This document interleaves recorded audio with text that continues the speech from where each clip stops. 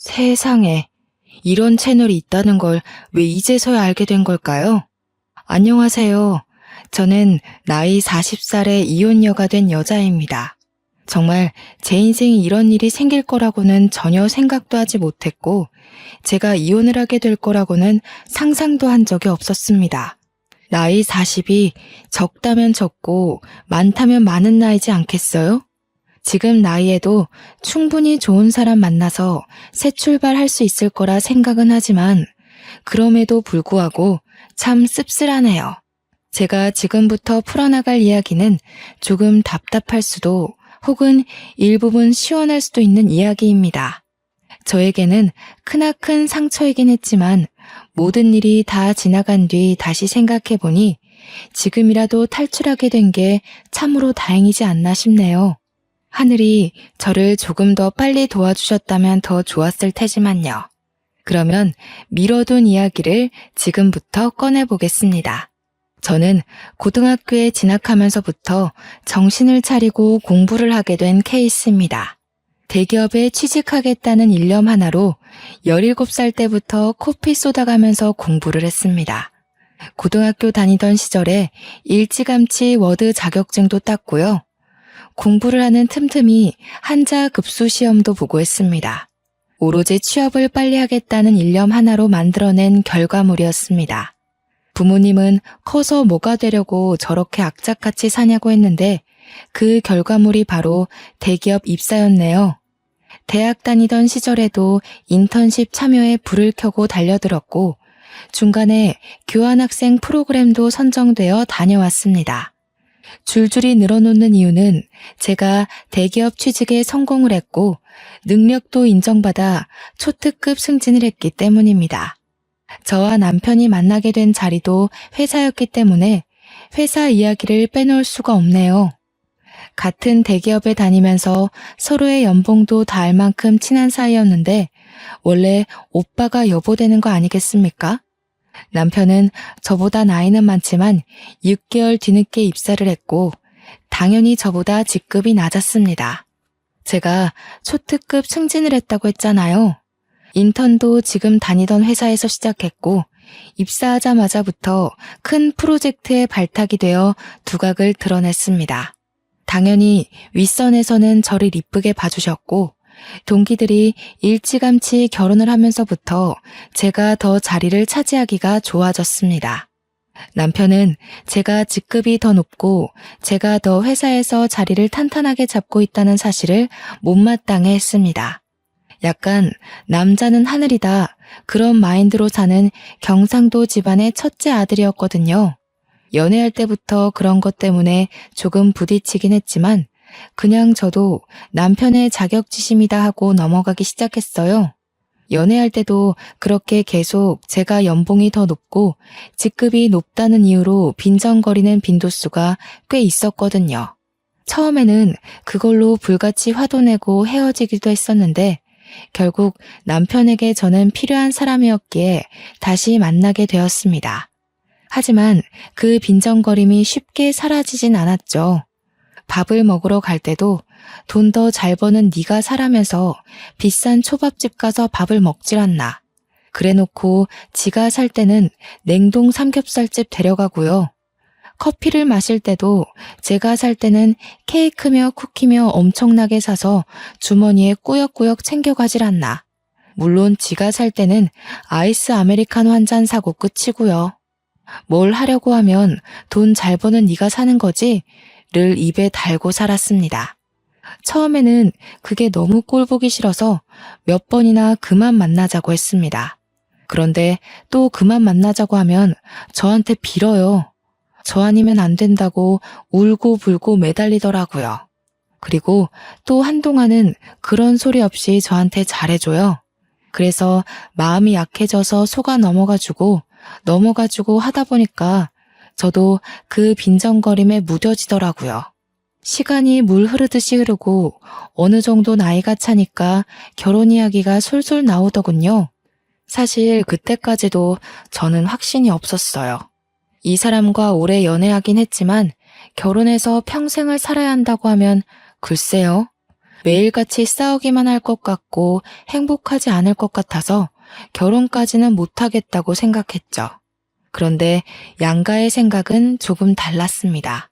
시댁에서는 똑부러지고 할 일 잘하는 제가 꼭 며느리가 되었으면 한다고 몇 번이나 저를 붙잡았고요.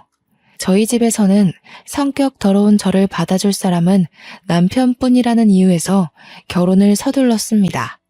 동기들은 죄다 결혼해서 애가 둘이고 셋인데 저는 아직 시집도 못 갔으니 조바심이 날 수밖에 없었을지도 모르죠. 그렇게 제 의사와 상관없이 결혼식 준비가 한창일 때도 남편은 저에게 모든 걸 떠맡겼습니다. 그때 저는 큰 프로젝트의 중심에 있었기에 시간이 매우 부족했음에도 불구하고 남편이 모든 걸 저에게 맡기는 바람에 결혼식 준비까지 해내야만 했어요. 왜 저한테 오롯이 다 맡겼는지 궁금하시죠? 제 취향이 까다롭거나 신부가 제일 빛나야 하는 자리니까 그런 이유도 아니고요. 단지 제가 더 돈이 많다는 이유였습니다.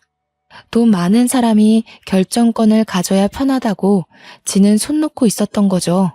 저는 그런 남편을 전혀 이해할 수 없었고 속으로 정말 욕도 많이 했지만 좋게 생각하려고 노력했습니다. 이미 주위에도 결혼한다고 소문이 다 났고 제일 중요한 회사에서도 소문이 다 났기 때문에 이제 와서 무르기엔 늦었다고 생각한 거죠. 저에게도 체면이라는 게 있으니까요. 결혼은 반반 결혼하자고 했더니 대출은 제 이름으로 받자고 하더군요. 이유는 당연히 제가 더 잘 벌기 때문이죠. 소식을 들은 친구들이 제가 아깝다면서 저를 뜯어말리기까지 했습니다. 딱 봐도 생긴 게 좀팽이 같고 속도 좁아 보이는데 그런 지옥구덩이에 가냐고 하면서요. 결혼을 한 친구들은 저에게 평생 비혼으로 커리어 지키면서 살 줄 알았다고 결국 너도 어쩔 수 없이 시집을 가는구나 하면서 안타까워했어요. 그 이야기를 듣자마자 경력 단절이 막 떠오르면서 파혼할까 싶기도 했습니다.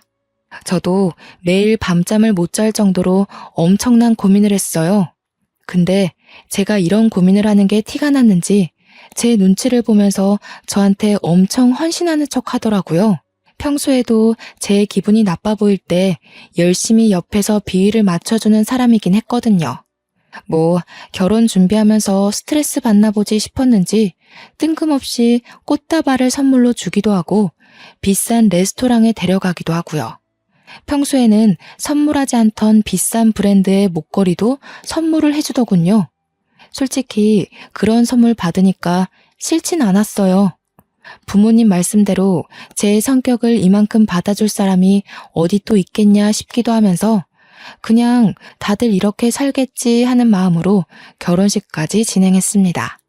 결혼식을 진행할 때부터 맡고 있던 프로젝트에 갑자기 스폰이 붙으면서 점점 규모가 커졌어요.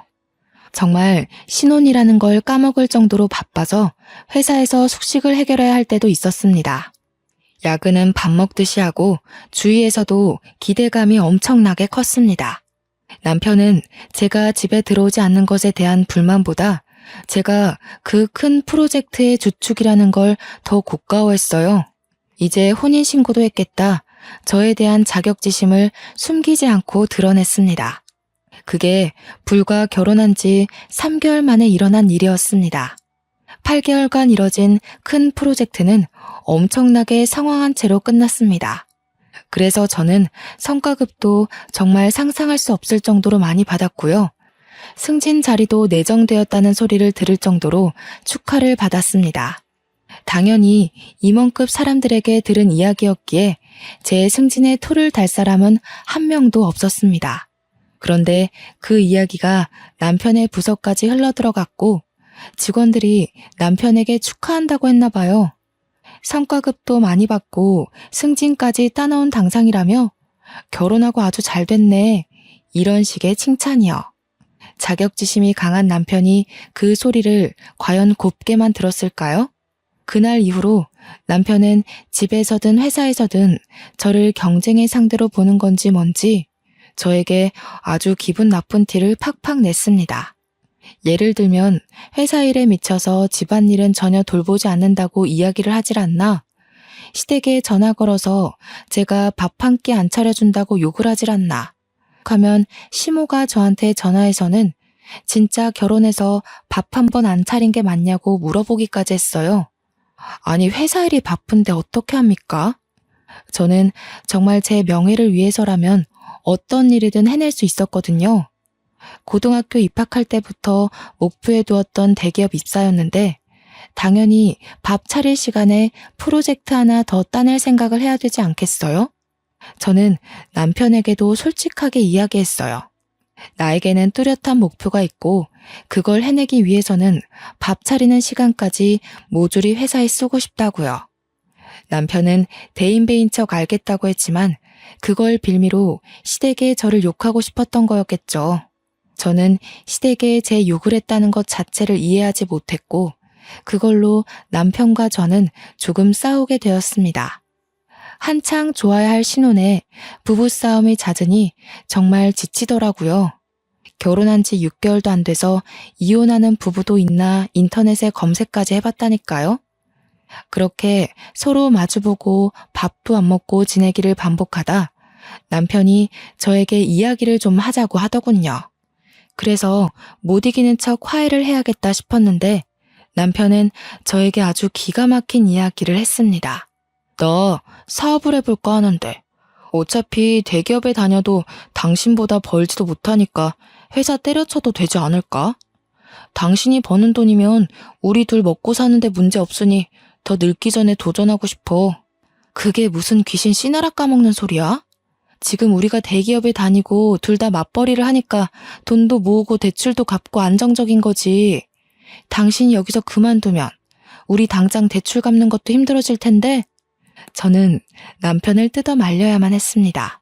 객관적으로 보나 주관적으로 보나 남편은 그냥 남 밑에서 시키는 일이나 잘하고 사는 게 적성에 맞는 사람이거든요. 프로젝트에 투입되었다가 이리 끌려다니고 저리 끌려다녀서 잘린 것만 2번 봤는데 뭘 믿고 사업을 한다는 건지. 솔직히 사업을 한다 치면 저 같은 사람이 하는 게 더 어울리거든요. 제가 반대를 하고 나서자 남편이 또 뾰루퉁한 얼굴이 되길래 일단 구체적인 사업 계획이나 들어보자 했습니다. 이 사이트 보이지? 이게 중국에서 운영하는 사이트인데 도매 물건들을 파는 곳이야. 중국에서 싼 값에 물건을 사와다가 우리나라에서 파는 거지. 근데 처음부터 재고를 많이 가져올 필요도 없어. 도매면 보통 최소 수량이 100개, 1000개 이러지 않아? 근데 이 사이트는 10개만 사도 돼. 매장이나 이런 데서 팔겠다는 건 아니고 나도 인터넷 사업자 내서 인터넷 쇼핑몰 오픈하면 잘 될 것 같아. 요즘은 SNS 홍보도 하고 하니까 재고 떠안을 필요도 없고 괜찮지 않아? 이야기를 듣는데 사업 계획이 꽤 구체적이더라고요. 은근히 빈틈이 많은 사람인데도 사업 계획에 크게 빈틈도 없었고 배송 문제는 자기가 알아본 게 다 있다고 하더군요. 그러면서 도매 가격에 몇 %를 더 얹어서 팔면 순이익이 얼마가 난다면서 계산까지 척척 하는데 괜찮겠다 싶었어요. 상품은 어떤 걸로 할 건데? 요즘 트렌드에 맞추려면 보는 눈이 꽤 좋아야 할 텐데. 제 말이 끝나기 무섭게 남편이 봐둔 상품이 있다면서 저에게 이것저것 보여주는데 SNS에서 많이 보이는 디자인의 식기부터 옷까지 여러 종류가 있었어요. 젊은 사람들이 트렌디하게 좋아할 법한 아이디어 제품들도 여럿 있었고요. 저는 남편에게 괜찮겠다고 이야기를 하니 남편의 얼굴이 눈에 띄게 밝아졌습니다. 하지만 처음부터 올인해서 매달리는 것에는 반대를 했어요. 남편을 차근차근 설득하기 시작했습니다. 상품들이 전부 좋다.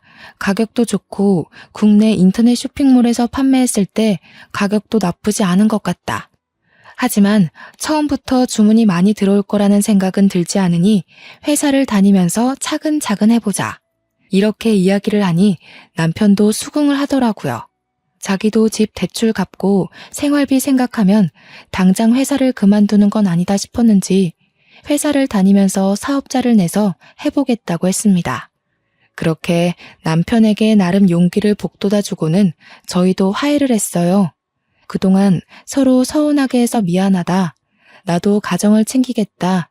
너도 자격지심 그만 부려라 하면서요. 간만에 두 다리 뻗고 잔 것 같네요. 그렇게 남편은 평일에는 회사 일을 보고 주말에는 상품을 떼와서 이리저리 촬영도 하고 인터넷 쇼핑몰을 오픈해서 물건을 올리기 시작했습니다. 처음에는 10개, 20개 사서 팔았던 제품이 점점 주문이 늘어나자 50개, 100개가 되었어요. 말 그대로 오픈한 지 두어 달 만에 대박이 나고 말았습니다.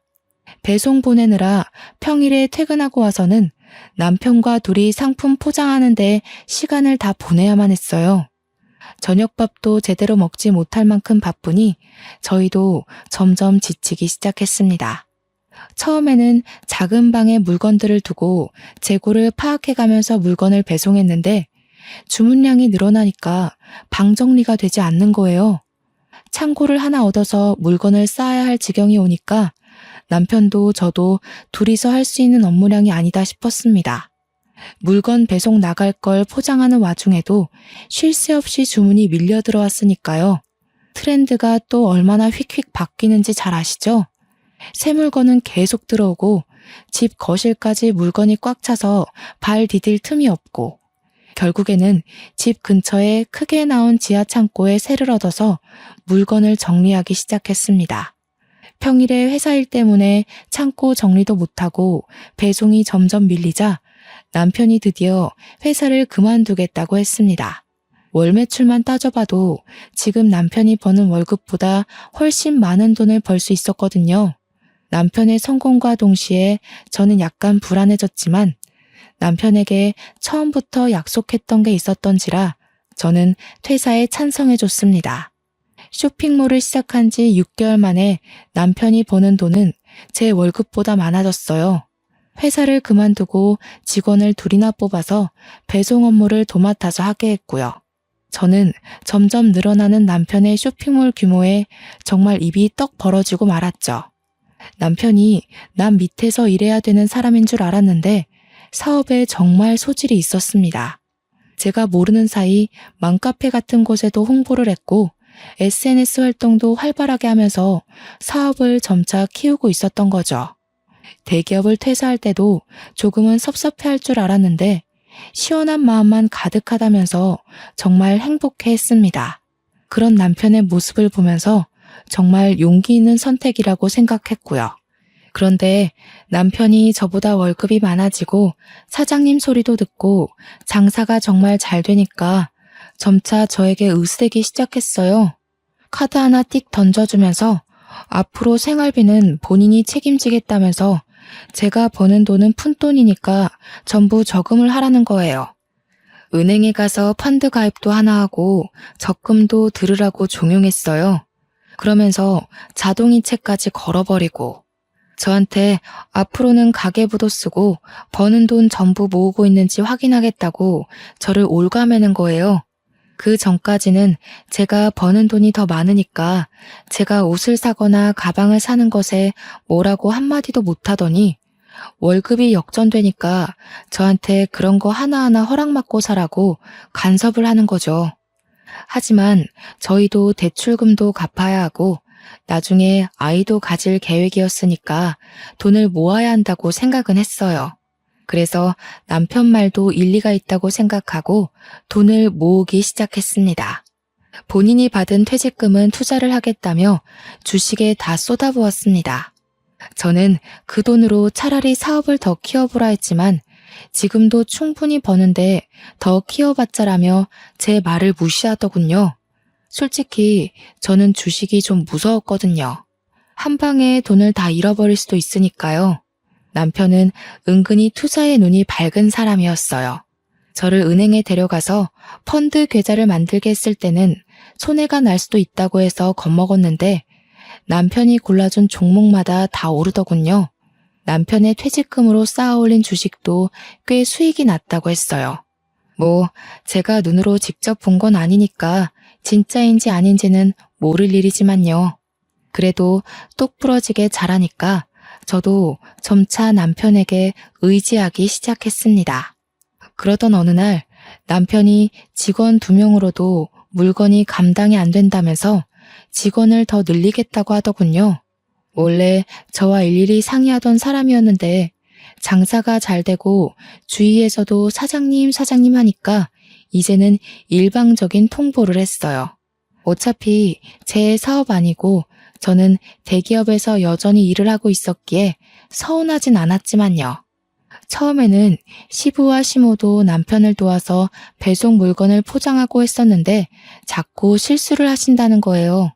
저는 그래도 시부모에게 용돈 줄 명분도 생기고 천천히 확인하면서 일하면 되지 않냐고 시부모랑 함께 하라고 했어요. 근데 남편이 저에게 버럭 화를 내더라고요. 우리 부모님한테 내가 용돈 주겠다는데 너 지금 그거 고가워서 우리 부모님 일 시키려고 하는 거냐고요. 저는 그런 뜻이 아니라고 이야기했죠. 어차피 퇴직하셔서 심심하실 텐데 아들 사업도 도와주고 같이 있는 시간을 늘리면 서로에게 좋지 않겠냐고 했는데도 남편은 제 말을 듣지 않았어요. 그저 시부모를 부려먹지 못해서 안달난 며느리처럼 저를 바라보았습니다. 억울했지만 어떻게 하겠어요. 자기 사업이고 자기가 알아서 하겠다면서 저를 완전히 배제시키는데요. 그러더니 새 직원을 뽑았다고 하더군요. 어린 여자의 하나와 군대 다녀온 남자의 하나였어요. 남자애는 물건 정리하고 재고 관리하고 배송 업무만 도와주러 오시는 아줌마 셋과 함께 포장 업무를 했고요. 여자애는 사무실에서 주문도 받고 문의글 같은 거 답변도 해주고 전화 상담도 하는 그런 업무를 도맡아 한다고 했어요. 남자 직원은 창고에 상주했고 남편이랑 여직원은 칸으로 나눠진 사무실에서 컴퓨터 업무를 본다고 했습니다. 포장 직원 아줌마들도 매일 같이 와서 3, 4시간씩 포장을 할 정도였으니 규모가 정말 커지긴 했죠. 저는 그 와중에 회사 업무를 봐야 하니까 일일이 신경을 쓰지 못하고 있었어요. 대기업이라는 게 그렇게 녹록지 않거든요. 제가 딴짓할 수 있는 시간을 전혀 주지 않았기에 저는 평일에 월차를 내지 않고서야 남편 사무실에 가볼 수가 없었죠. 그리고 남편은 제가 일단 남편 사업장에 가서 참견하는 행위 자체를 싫어했습니다. 직원들을 새로 뽑고 몇 개월이 지나서 제가 회식이라도 해야 되는 거 아니냐고 퇴근하고 들리겠다고 하니까 완전 반대를 하더군요. 사장이 있는 것도 눈치 보일 텐데 사장 부인까지 온다고 하면 애들 기죽는다고요. 아니 뭐 제가 애들 잡아먹는 것도 아닌데 그렇게 말하니까 좀 그렇더라고요. 제 월급을 전부 적금과 펀드에 쏟아붓고 있었잖아요. 그러다 보니 제가 성과급을 받지 못하면 개인적으로 쓸 수 있는 돈이 없더라고요. 이미 예전부터 모아두었던 돈은 집 대출금 갚는 데 쏟아부었고 이전에 받은 성과급으로는 이미 가방도 사고 부모님 용돈도 드렸고요. 회사 일에 매진해봐야 월급 통장으로 돈이 들어오면 전부 다른 계좌들이 퍼가요 하니까 제 개인 돈이 없는 거예요. 있는 거라곤 달랑 남편이 준 카드 하나뿐이었어요.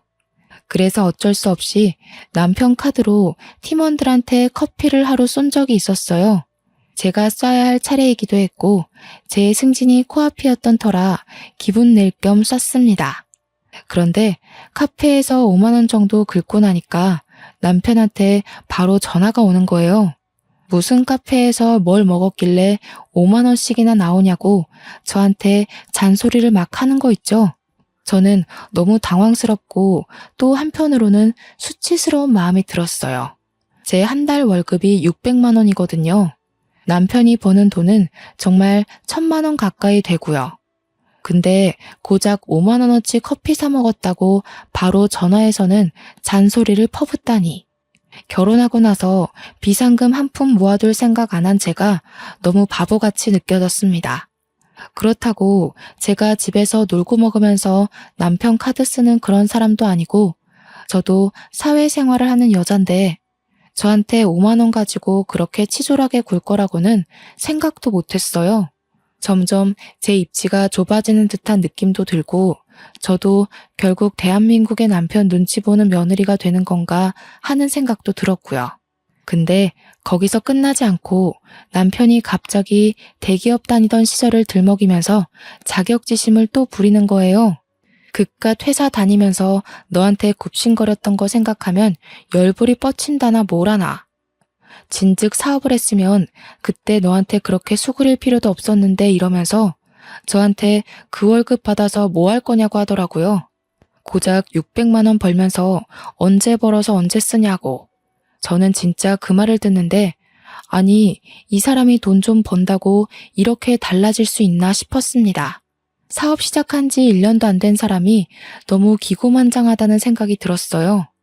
저한테 대기업 다니는 거 아무짝에도 소용없다면서 차라리 때려치우고 자기 일을 도우라는 거예요, 글쎄.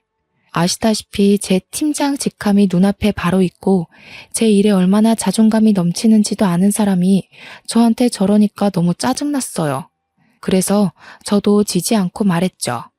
당신이 회사 다닐 때 성과를 못 내서 그만큼 벌었던 거지 나는 잘나서 잘 번다고. 누가 요즘 월급쟁이로 600만 원이나 벌겠냐고. 나 팀장 달면 연봉 더 오르는 거 알고 있냐고. 하지 말아야 할 말까지 해버렸죠. 당신 사업이 언제까지 잘 될 것 같냐고요. 그 말에 남편이 거품 물고 저한테 막 달려들었어요. 사업 망하라고 고사 지내는 거 아니냐, 자격지심 있는 거 아니냐면서 저한테 따지더라고요. 자기 사업 잘 되니까 배 아픈 거냐면서 애초에 사업 못하게 하려던 것도 저한테 굽신거리는 꼴, 평생 보고 살고 싶어서 그러는 거 아니냐고. 아니, 제가 사업이 잘 될지 안 될지 어떻게 알고 그런 생각을 하겠어요? 저도 말이면 단줄 아냐고 엄청 소리 높여서 이야기를 했고 결국 둘 다 부부싸움에 지쳐서 말도 안 하고 살게 되었습니다. 여자가 말이야, 남편 사업장 돕는 게 내조야 내조. 언제까지 그 사업이 잘 되기만 할 것 같아? 당연히 고정 수입이 있어야지. 누구 하나가 잘 벌고 못 벌고가 중요한 게 아니라 어쨌든 먹고 살아야 할 고정 수입은 필요하지 않겠냐고. 내가 생활비도 넉넉하게 주고 있잖아. 카드 하나 던져주고 내가 뭘 사 먹는지까지 일일이 체크하면서 뭘 넉넉하게 준다는 거야. 나도 내 돈 다 묶여있지만 않으면 당신 돈 안 쓰고도 살 수 있어. 그날 이후로 남편과 저는 대화를 하지 않게 되었어요. 어차피 입을 열어봐야 서로 상처 주는 대화만 하게 되었으니까요. 그렇게 한 달을 넘게 냉전 상태를 유지하고 지냈는데 어느 날 남편이 직원들이랑 회식을 하고 늦게 들어오더군요. 술에 떡이 되어서 돌아왔는데 현관 입구부터 술 냄새가 나서 제가 눈살을 찌푸렸어요. 정직원이라고 해봐야 남자애 여자애 하나 있는데 무슨 이 시간까지 술을 먹나 싶기도 했고요. 남편에게 질문을 해봐야 술에 취해서 대꾸도 못하고 있길래 현관 앞에 쓰러져 있는 걸 낑낑거리면서 집 안으로 들였습니다. 그런데 남편의 멱살을 잡고 끌고 가는 와중에 와이셔츠 카라 부분에 여자 화장품이 묻어있는 걸 발견했어요. 이 남자가 여자가 있는 술집이라도 갔다 왔나 싶어서 잔소리를 하려고 하는데 인사불성돼서 말귀도 못 알아듣더라고요. 그래서 다음 날이 될 때까지 기다렸습니다. 주말이라 늦게 일어난 남편에게 눈 뜨자마자 추궁을 했어요. 어제 도대체 어디서 뭘 했길래 와이셔츠에 여자 화장품이 묻어있냐면서 옷을 막 들이밀었더니 획 던지더군요. 그러더니 저한테 짜증을 내면서 아침부터 무슨 소리를 하는 거냐고 어제 여직원애가 술 취해서 넘어지려는 거 붙잡아 주다가 묻은 거래요. 지도 기억 하나 못하고 만취해서 들어와 놓고 그 상황은 잘도 기억이 났는지 나불나불 거리더라고요. 너무 아무렇지 않게 이야기하길래 의심은 갔지만 그냥 그러려니 했습니다. 근데 그거 아시죠? 한 번 의심의 씨앗이 싹 트니까 남편의 행동을 주시하게 되더라고요. 남편이 점점 퇴근하는 시간이 늦어지는데 처음에는 그냥 일이 바쁜가 보다 했던 게 의심이 한번 싹 트니까 곱게 보이질 않는 거예요. 휴대폰도 처음에는 대놓고 하던 사람이 점점 숨기면서 보는 것 같다는 기분도 들고요. 그래서 제가 하루 날을 잡고 남편이 잠든 사이에 몰래 휴대폰을 뒤져봤어요. 근데 정말 아무것도 없이 깨끗했습니다. 남편이랑 직원들이 나눈 단체 대화방이나 개인 문자를 뒤져봐도 아무것도 없이 일 이야기만 있었고요. 괜히 의심했던 게 미안해지면서 몰래 본 건 비밀로 해야겠다 싶었습니다. 그러다가 진짜 제 인생에서 가장 잊지 못할 사건이 터졌습니다. 의심을 지우려고 노력한 지 한 달이 채 지나지 않아서 남편이 휴대폰이 사라졌다고 막 집안을 뒤지더라고요. 저도 전화해보고 했는데 어디에서도 남편 휴대폰이 울리지 않았어요. 아무래도 차에 두고 온 것 같다는 소리를 하더라고요. 마트 갈 준비를 하고 있었거든요. 그래서 남편한테 차 키를 달라고 했습니다. 어차피 나 마트 가려고 했어. 당신 차 타고 갔다 오면서 휴대폰 있나 봐줄게. 그러다 남편이 의심 없이 차 키를 저에게 주더라고요. 그래서 남편 차를 찾아서 시동을 걸고 보니 음료 놓는 자리에 휴대폰이 꽂혀 있었습니다. 칠칠치 못하게 여기다가 두고서는 휴대폰을 그렇게나 찾았구나 싶어서 주머니에 넣고는 마트에 가려고 했는데 갑자기 진동 소리가 들리는 거예요. 제 휴대폰도 주머니에 있는 남편의 휴대폰도 조용한데 진동 소리가 계속 들렸어요. 뭔가 싶어서 소리가 나는 곳을 찾아보니까 차 글로브 박스 안에서 울리더라고요. 그래서 아무 생각 없이 글로브 박스를 열었더니 남편 휴대폰과 똑같은 기종의 똑같은 색인 휴대폰이 하나 더 있더라고요. 순간 등줄기에서부터 소름이 쫙 끼치면서 금기의 열매를 먹은 것 같은 기분이 들었습니다. 발신자를 확인하니 하트라고 되어 있었어요. 저는 덜덜 떨리는 손으로 전화를 받았습니다. 웬 여자가 여보세요? 하길래 제가 누구세요? 라고 반문을 했어요. 그러니까 여자가 누구세요? 하는 거예요. 그래서 제가 너 누구냐고 하니까 전화를 말없이 끊더라고요. 그래서 너무 어이가 없어서 남편에게 전화를 하려고 보니 제 주머니 속에 휴대폰이 있잖아요. 쎄한 느낌의 남편 것으로 추정되는 다른 휴대폰을 뒤져보려고 하니 비밀번호가 걸려 있더라고요. 이거 분명히 뭐 있다. 남편이 바람난 게 틀림없다 하는 생각이 들었습니다. 마트를 다녀와야 하니까 내비게이션을 딱 켰는데 거기서 또 소름이 돋더라고요. 최근 주소지 검색 목록이 생각나서 그걸 딱 눌렀는데 웬 오피스텔 주소가 엄청 찍혀 있는 거예요. 땡땡동 땡땡 오피스텔이라고 적혀 있는데 남편 사무실에서 10분 거리거든요. 저는 뭔가에 홀린 사람처럼 남편의 블랙박스를 뒤졌습니다. 블랙박스에 녹화된 목록을 하나하나 뒤져보는데 땡땡 오피스텔 앞에서 찍힌 녹화본이 있더군요. 숨죽여서 화면을 제 휴대폰으로 하나하나 녹화하기 시작했어요. 남편이랑 여자가 오피스텔로 들어가는 모습 전부를 날짜까지 정확하게 보이게 찍었습니다. 찍는 내내 손이 어찌나 떨리고 호흡이 가빠지는지 결혼할 때부터 할까 말까 떠밀리듯 결혼한 남편이었지만 바람을 핀다는 게 확실해지니 정말 깊은 배신감이 들었어요. 증거를 나름 수집해놓고 마트에 가서 정말 아무 생각 없이 장을 보고 집으로 돌아와 남편에게 주머니에 있던 휴대폰을 주었습니다. 그랬더니 남편이 차에 있었냐고 하더라고요. 차에 있었어. 근데 휴대폰이 하나 더 있더라? 하트한테 전화 왔는데 내가 받았어. 그러자 남편 얼굴이 갑자기 딱딱하게 굳으면서 아무 말도 못하더라고요. 이 인간 나한테 딱 걸렸다 하는 생각이 들었죠. 근데 갑자기 표정을 싹 바꾸더니 무슨 소리냐고 웬 하트? 이러는 거 아니겠어요? 얼마나 가증스럽던지. 정말 코웃음이 뻥 하고 나올 것 같았습니다. 저는 글로브 박스에서 발견한 휴대폰도 남편에게 던졌어요. 그러자 남편이 빼도 박도 못한 증거를 들킨 것처럼 휴대폰을 양손에 쥐고 아무 말도 못하더라고요. 그 여자 누구야? 당신 회사 여직원이야? 그래서 오피스텔에 살림 차렸어? 땡땡동 땡땡 오피스텔에. 당신이랑 여자랑 들어가는 거 다 찍혔더라. 블랙박스까지 이미 다 확인하고 오는 길이니까 변명할 생각 하지 마. 오해야. 그리고 그걸 뒤져보긴 왜 뒤져봐? 당신 무슨 의부증 있어? 남의 사생활을. 부부끼리 사생활까지 존중해줘야 하는 거야? 그 사생활이라는 게 바람인 거고, 내가 어디까지 눈 감아줘야 하는 건데, 말해봐. 제 말에 남편이 아무 소리 못하고 부들부들 떨더라고요. 바람 필 때는 좋아서 몰랐겠지만 걸리고 나니까 이제 와서 후회라도 하는 건지 뭔지. 그런데 남편이 갑자기 한숨을 내쉬더니 오히려 당당하게 나오는 게 아니겠어요? 야, 남자가 사업하고 돈도 좀 벌고 하면 바람도 한 번쯤은 필 수도 있는 거지. 그거 실수잖아. 실수 한 번을 용서 못 해줘?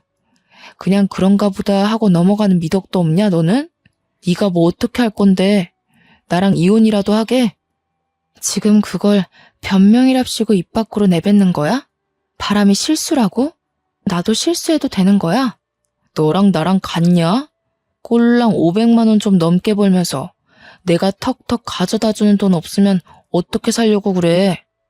그렇게 말하는데 정말 개구리 올챙이 시절 생각 못한다는 말이 딱 떠오르더라고요.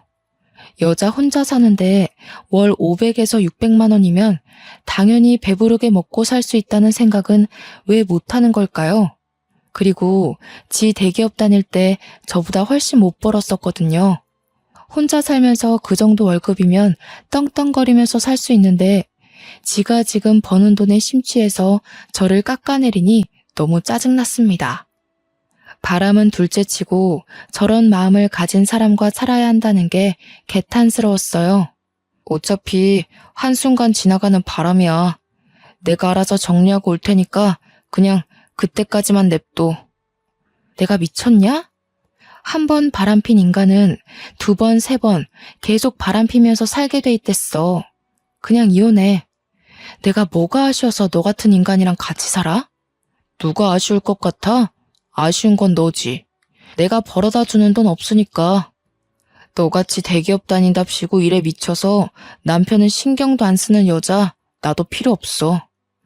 네가 내조를 하기를 해, 살림을 하기를 해? 나도 너랑 이혼하는 게 마음 편해. 저도 같이 달려들어서 남편한테 싸댔어요. 위자료 톡톡히 준비하라고, 바람난 주제에 말이 많다고, 시댁이나 친정이 알아서 이야기하라고, 네가 바람나서 헤어지는 거라고 물고 늘어졌죠. 집은 제 이름으로 대출받았던 거고 갚아야 할 돈도 이제 멀지 않았기 때문에 위자료인 셈 치고 제가 들고 간다고 했어요. 머릿속으로 계산기 좀 두드려보는 것 같더니 지 손해는 아니다 싶었는지 그렇게 하고 깔끔하게 이혼하자고 하더라고요. 월급쟁이 불쌍해서 자기가 1, 2억 정도 인심 쓰듯이 주는 셈 치자고요. 끝까지 그 잘난 사업장 얼마나 가나 지켜본다 했죠. 그 여자는 제 생각대로 회사 여직원이었어요. 나이도 고작 20대 중반이던데 어쩌다 16이나 차이 나는 남자한테 빠져가지고 그렇게 인생을 망치는지. 그래도 제 업보다 생각하고 살아야죠. 유부남 꼬셔서 살림까지 차린 건데 근데 저는 그냥 넘어가면 안 되지 않겠어요? 남편과 협의이혼 도장 찍고 아파트까지 다 넘겨받은 이후에 상간녀 소송부터 걸었습니다.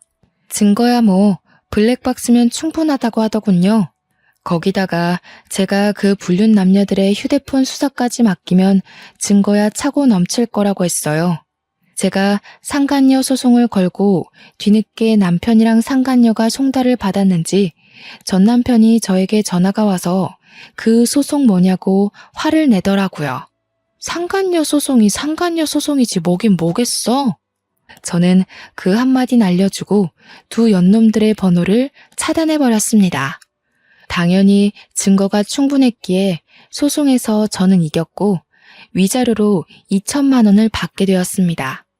물론 그 돈도 남편의 주머니에서 나온 돈이었겠지만 속은 시원하더라고요. 승소문을 프린트해서 그 동네 오피스텔이랑 상간녀의 본집 주소지 근처에 죄다 뿌려버렸습니다. 인터넷에 찾아보니 명예훼손으로 걸려봐야 처음에는 벌금 몇십만 원이 전부라고 하더라고요. 게다가 상간녀 아버지가 교육자라고 했으니 타격은 더 클 거라고 생각했거든요. 그래서 그 학교까지 수소문해서 주변에 죄다 뿌려버렸습니다. 당연히 동네고 어디고 죄다 소문이 났을 거고 얼굴을 들고 다니지 못할 만큼 수치스러웠을 거예요. 저는 당연히 명예훼손에 걸렸고 벌금형을 받았습니다.